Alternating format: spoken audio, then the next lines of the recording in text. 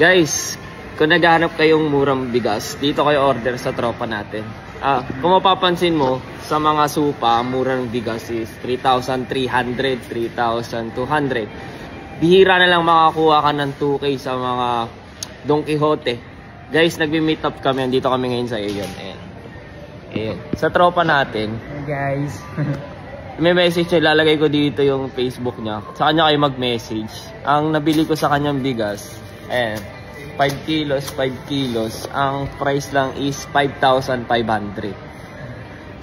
Kung kukumputin mo yung 10 kilos sa mga supa, 3,200, mga ganun, pumapalo ng mga 6,500. Mga ganun, di ba? 6K plus.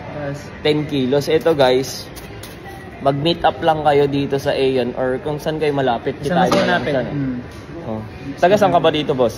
Dito lang ako sa Takashimachi Takashimachi guys. Malapit sa Daily. Malapit sa Daily. Nagbi-meet up lang kami dito pag nabili ako sa kanyang bigas. May kinukuha din akong iba, pero pag wala talaga, sa kanya ako kumukuha. 5-5 lang kasi. Maganda dito sa Japan guys, discard yan talaga. Hanap pa talaga ng murang bigas.